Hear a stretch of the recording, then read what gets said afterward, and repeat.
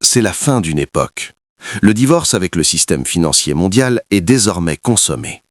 Alors que le monde avait les yeux rivés ailleurs, l'Alliance des États du Sahel vient de lâcher une bombe géopolitique, la création de sa propre banque confédérale d'investissement. Près de 900 millions de dollars sur la table pour une mission de rupture, briser définitivement les chaînes de la dépendance. Est-ce l'acte de naissance de la véritable indépendance du Sahel? Le 12 décembre 2025, à Bamako, l'histoire a bousculé la géographie. Sous l'impulsion des ministres de l'économie du Mali, du Burkina Faso et du Niger, la Banque confédérale pour l'investissement et le développement de l'AES a officiellement vu le jour. Ce n'est pas une simple institution bancaire de plus, c'est un manifeste de souveraineté. L'AES ne se contente plus de sa coopération militaire exemplaire, elle érige aujourd'hui une véritable forteresse économique au cœur du continent. Cette création marque une rupture brutale avec les politiques jugées asphyxiantes de la Banque mondiale, du FMI et de l'Union européenne. Pour les leaders de l'AES, ces institutions ont trop longtemps imposé des conditionnalités politiques qui ont freiné le développement réel. En disant non aux diktats de Washington et de Bruxelles, le Sahel refuse que son agenda soit dicté par des intérêts extérieurs. Mais d'où viendra la force réelle de cette banque? Contrairement aux systèmes occidentaux basés sur la dette, la Banque confédérale pour l'investissement et le développement de l'AES pourrait s'appuyer sur la richesse tangible du sous-sol sahélien.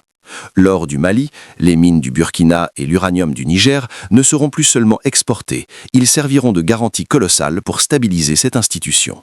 C'est le retour à une économie réelle, où l'investissement est gagé sur la terre et ses trésors. Cette banque est le bras armé qui financera les priorités vitales, l'indépendance énergétique, la souveraineté alimentaire et le désenclavement massif. Mais elle est aussi le moteur d'un nouveau patriotisme économique.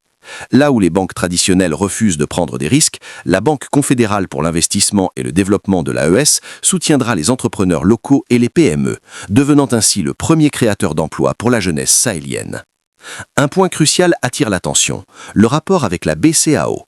La création de cette banque est une réponse directe aux sanctions financières et au gel des avoirs subis par le passé. En développant son propre canal, l'Alliance contourne la dépendance vis-à-vis d'une monnaie perçue comme un instrument de pression. Plus encore, nous assistons peut-être à l'acte de naissance de la future monnaie commune de l'AES. En se structurant ainsi, l'Alliance prépare le terrain pour accueillir les capitaux des pays des BRICS, de la Russie à la Chine, qui cherchent des partenaires africains organisés et souverains. L'AES ne se contente plus de quitter la table des anciens maîtres, elle construit sa propre table avec de nouveaux alliés stratégiques. Cependant, le chemin reste semé d'embûches. Le succès de ce projet historique reposera sur une gestion exemplaire. La transparence et la lutte contre la corruption seront les seuls garants de la confiance des populations. L'équilibre des forces en Afrique de l'Ouest vient de basculer et le monde entier a désormais les yeux rivés à Bamako. L'opérationnalisation de cette banque est le premier chapitre d'une nouvelle ère de dignité. Et vous, qu'en pensez-vous? Ce nouveau système financier peut-il définitivement remplacer les institutions occidentales? Cette banque est-elle le dernier rempart avant la création d'une monnaie unique? Votre avis nous intéresse, rendez-vous dans les commentaires pour le débat. N'oubliez pas de liker la vidéo, de vous abonner pour ne rien manquer de cette révolution et de partager ce contenu. C'était votre point d'actualité. À très bientôt.